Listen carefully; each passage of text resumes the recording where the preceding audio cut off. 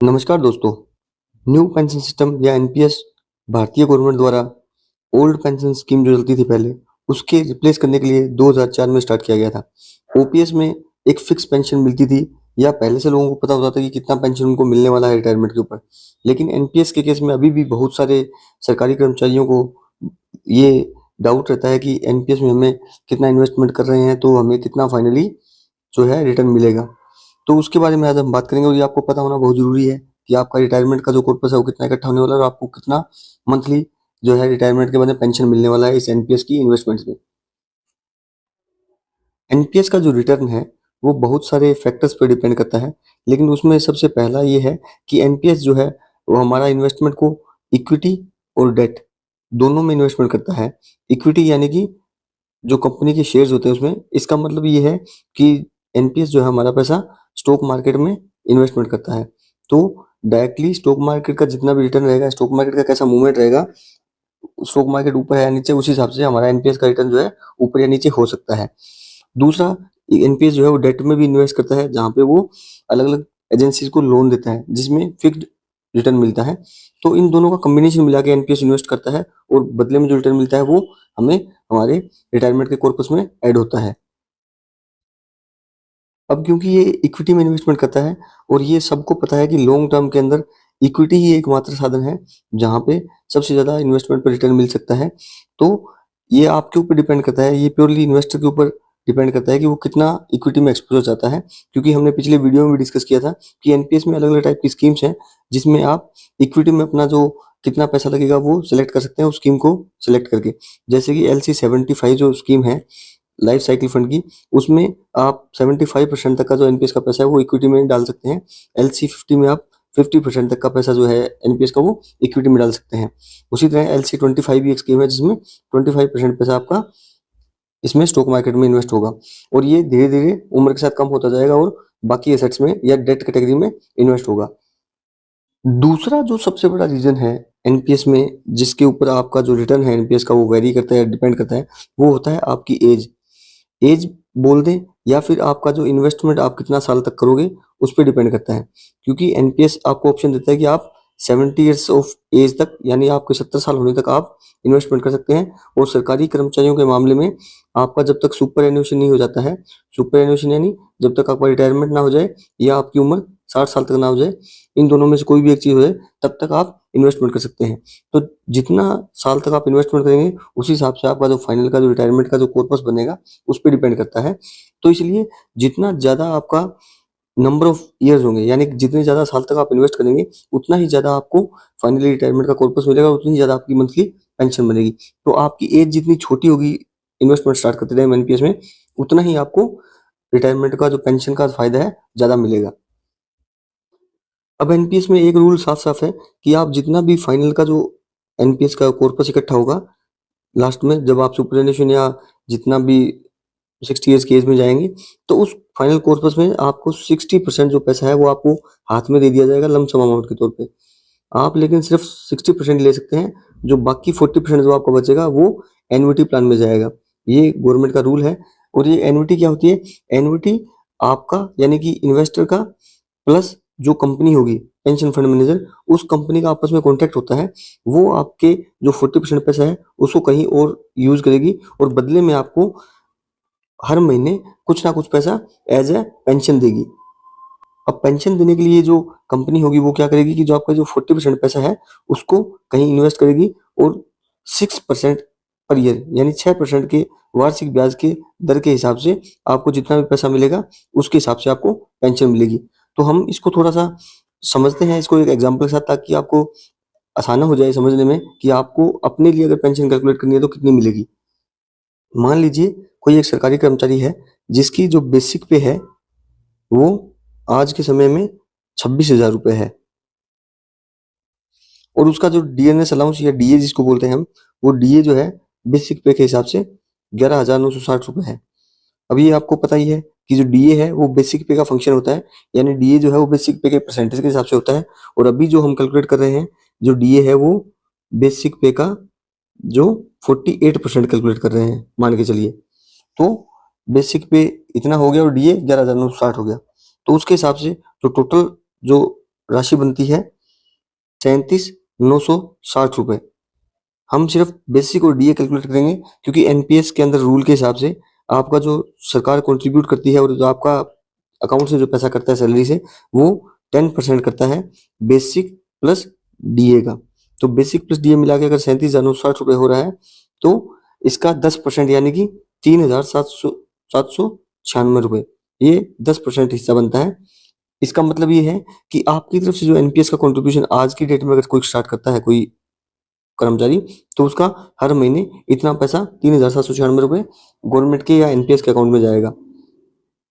उसी तरह जो टोटल बेसिक प्लस डीए जो बना है 37,960 रुपए, उसका 10% तो जो कर्मचारी है वो कंट्रीब्यूट करता है, लेकिन 14% जो कंट्रीब्यूशन होता है वो गवर्नमेंट की तरफ से होता है। तो 37,960 रुपए का जो 14% है वो लगभग 5,314 रुपए बनता है। इसका मतलब है कि 5,314 रुपए हर महीने गवर्नमेंट आपके बिहाफ पे आपके अकाउंट में या एनपीएस के आपके अकाउंट में कंट्रीब्यूट करेगी।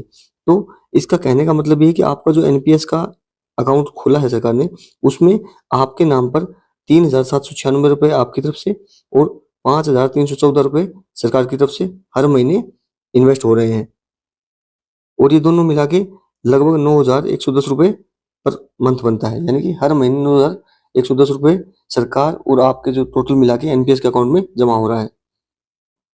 अब अगर हम ये मान के चलें कि जो टोटल राशि है 9,110 रुपए, ये फिक्स रहती है और ये आज से 30 साल तक मान के चलिए कि वो जो कर्मचारी है उसकी उम्र 30 साल है, तो वो 60 साल तक इन्वेस्टमेंट कर सकता है। तो यानी कि वो अगले 30 साल तक इन्वेस्टमेंट कर सकता है। और हम जो एक्सपेक्टेड रेट ऑफ रिटर्न जो हम मानते हैं, यानी कि हमें जो वापस मिलेगा, जो हर साल हमको ब्याज मिलेगा, वो हम मान के चल रहे हैं कि 10% मिलेगा वार्षिक।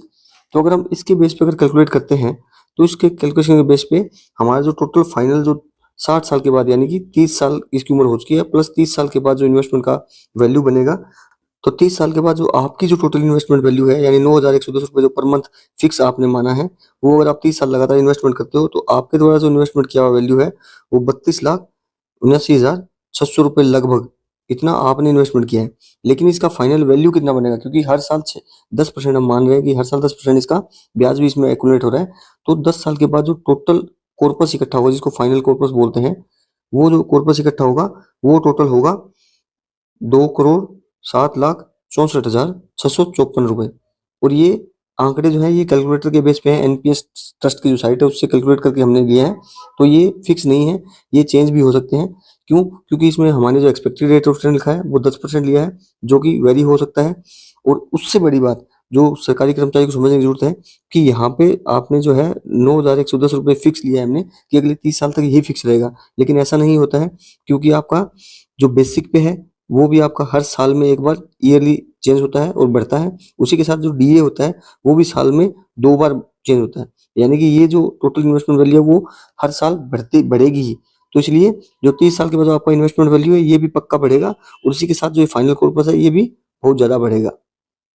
अब जो 60 साल की उम्र के बाद उस सरकारी कर्मचारी के जो खाते में टोटल कॉर्पस इकट्ठा हुआ है एनपीएस के अकाउंट में, वो जो 2,07,64,654 रुपए इकट्ठे हुए फाइनल कॉर्पस के, उसका रूल के हिसाब से क्या होता है कि 60% जो होगा वो आपको लमसम दे दिया जाएगा। यानी कर्मचारी के खाते में 1,24,58,792 रुपए जो है वो लमसम एक मुश्त उसको हाथ में मिल जाएंगे जब वो 60 साल का होगा तब। लेकिन जो 40% अमाउंट है वो एन्युटी प्लान में चला जाएगा, यानी उस कंपनी को चला जाएगा, और ये 40% लगभग बनता है 83,05,862 रुपए। अब ये जो 40% जो एन्युटी में हमारा जाएगा, 83,05,862 रुपए जो उस कर्मचारी के जाएंगे, वो पेंशन फंड मैनेजर के अकाउंट में जाएंगे, और पेंशन फंड मैनेजर 6% की जो वार्षिक ब्याज दर है उसके हिसाब से पेंशन कैलकुलेट करके हमारे अकाउंट में या कर्मचारी के अकाउंट में डालेगा। अगर हम इसको कैलकुलेट करते हैं तो इसका जो 6% बनता है वो लगभग 4,98,351 रुपए बनता है। यानी कि 6% के हिसाब से अगर हम इस एन्युटी के 40% का जो ब्याज देखते हैं वो इतना बनता है। ये एक साल में उसको ब्याज मिलेगा कर्मचारी को।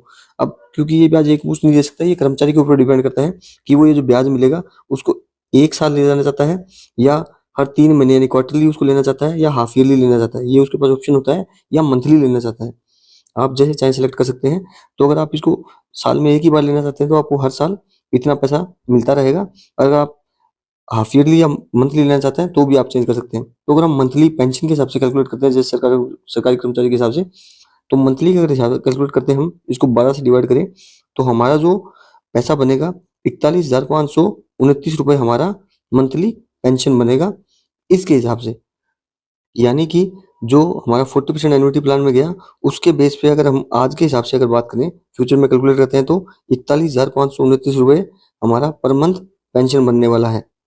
लेकिन यहाँ पे मैं फिर एक बात दोहराना चाहूँगा कि ये फिक्स नहीं है, ये जो हमने आंकड़े कैलकुलेट किए हैं वो सब कैलकुलेटर के बेस पे हैं और ये चेंज होते रहेंगे। इनके चेंज होने का कारण भी है। सबसे पहला कारण जो हमने बताया कि स्टॉक मार्केट में पैसा लगता है तो उसका ऊपर नीचे होने के कारण आपके जो रिटर्न है वो ऊपर नीचे होते रहेंगे। लेकिन लॉन्ग टर्म में इक्विटी जो है वो सबसे ज़्यादा रिटर्न देती है। इसलिए अगर आप लॉन्ग टर्म में जा रहे हैं तो मेरी एक रिक्वेस्ट रहेगी कि आप जितना मैक्सिमम हो सके इक्विटी में अपना इन्वेस्टमेंट कीजिए। दूसरा ये कि आपका जो बेसिक पे है प्लस आपका जो डीएनएस अलाउंस है, क्योंकि जो बेसिक पे पड़ेगा तो डीए भी आपका पड़ेगा। तो इसलिए जो आपको हमने इस एग्जांपल में जो फिक्स माना है इन्वेस्टमेंट, जो हमने 9,110 रुपए फिक्स माना था, वो हर 6 महीने के बाद बढ़ता ही रहेगा। और जब हर 6 महीने जब बढ़ेगा, क्यों? क्योंकि जब आपका बेसिक और डीए बढ़ेगा तो आपका जो 10% है इन्वेस्टमेंट का वैल्यू वो बढ़ेगा। उसी के साथ जो सरकार का जो 14% का वैल्यू है वो भी बढ़ेगा। तो आपका जो इन्वेस्टमेंट का वैल्यू है वो बढ़ता रहेगा और उसके कारण क्या होगा कि आपका जो फाइनल कॉर्पस है जो हमने कैलकुलेट किया था वो भी काफ़ी ज़्यादा बढ़ेगा। तीसरा ये कि हमने यहाँ पे जो एक्सपेक्टेड रेट ऑफ रिटर्न माना है वो 10% ही माना है, जबकि अगर हम पिछले का इतिहास देखते हैं एनपीएस का, जब से एनपीएस स्टार्ट हुआ 2004 से, तो जो एनपीएस का जो सभी स्कीम्स का रिटर्न है वो 9% से लेकर के 12% के बीच में वेरी किया है। यानी कि किसी स्कीम ने 9% भी रिटर्न दिया, किसी ने 12% भी रिटर्न दिया है। तो इसलिए ये नहीं कह सकते कि 10% फिक्स होगा, लेकिन अगर हम इक्विटी में ज़्यादा एक्सपोजर रखते हैं तो हम ये मान के चलिए कि आपका जो रिटर्न है वो 10% से ज़्यादा ही मिलेगा। तो आपका जो कॉर्पस है वो और ज़्यादा बढ़ जाएगा। इसमें एक चीज़ और ध्यान देने वाली है एनपीएस में कि जैसे आपकी 60 इयर्स ऑफ एज हो जाती है, यानी आप 60 साल के हो जाते हैं या आप सुपरएनुएशन हो जाते हैं, तो आपको 60% जो पैसा है वो लमसम में मिल जाता है। लेकिन अगर आप चाहते हैं कि उस टाइम में जब रिटायरमेंट होते हैं आप, तो आपको उस पैसे की रिक्वायरमेंट नहीं है और तो आप उसको 10 साल तक डेफर कर सकते हैं। यानी कि जब तक कि आपकी उम्र 70 साल नहीं होती है, उस 10 साल तक आप उस पैसे को ना लेकर के उसी एनपीएस अकाउंट में रख सकते हैं और उस 10 साल में आपका जो है ब्याज कंटिन्यू या जो एनपीएस अकाउंट से उस स्कीम में लगातार इन्वेस्टेड रहेगा और आपका जो रिटर्न है वो बढ़ता रहेगा। और आप जब 10 साल बाद 70 साल के हो जाएंगे तब आपको कंपल्सरी 60% वापस लेना ही पड़ेगा। लेकिन यहाँ पे एक ध्यान देने की बात है जो बहुत इंपॉर्टेंट है कि आज जो पैसे की वैल्यू है, आज जो हम अगर बात करें 41,529 रुपए अगर हमने पेंशन कैलकुलेट की, वो आज अगर मिलती है तो उसकी वैल्यू ज़्यादा है। लेकिन आज से अगर 30 साल बाद हम बात करते हैं तो 30 साल के बाद 41,000 रुपए की वैल्यू जो है वो बहुत कम रह जाती है, क्योंकि हर साल महंगाई की वजह से जो पैसे की वैल्यू वो घट रही है। तो 30 साल बाद 41,000 रुपए की वैल्यू कुछ नहीं रह जाएगी। तो इसका सीधा सा मतलब ये है कि हमको और कोई दूसरा तरीका भी ढूँढना पड़ेगा इन्वेस्टमेंट का, जहाँ पे हम एनपीएस, जहाँ पे हमको 9 से 12% रिटर्न मिलता है, उससे भी ज़्यादा रिटर्न मिल सके, ताकि हम महँगाई को हमारा जो पैसा है वो मात दे सके और हमारे इन्वेस्टमेंट जो है वो अच्छा रिटर्न क्रिएट कर सके। तो उसके लिए आपको जितना हो सके इक्विटी में इन्वेस्टमेंट करना पड़ेगा और इसके बहुत सारे टूल्स हैं, जो हम हमारे चैनल पे ऑलरेडी डिस्कस करते हैं। और उससे भी अच्छा, सबसे अच्छा जो टूल है वो म्यूचुअल फंड है।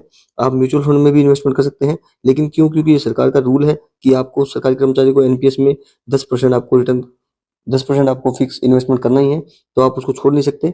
लेकिन उसके अलावा जो आपका पैसा बचता है उसको आप म्यूचुअल फंड में या फिर डायरेक्ट इक्विटी में इन्वेस्टमेंट करके अपने लिए जो है इन्वेस्टमेंट का रिटर्न बढ़ा सकते हैं। अगर आपको म्यूचुअल फंड के बारे में किसी भी टाइप का डाउट है तो आप हमारे कमेंट सेक्शन का इस्तेमाल कर सकते हैं। एनपीएस में कोई आपको डाउट रहता है या कोई आपका सुझाव है तो हमारे कमेंट सेक्शन में आप हमें कमेंट करके बताएं।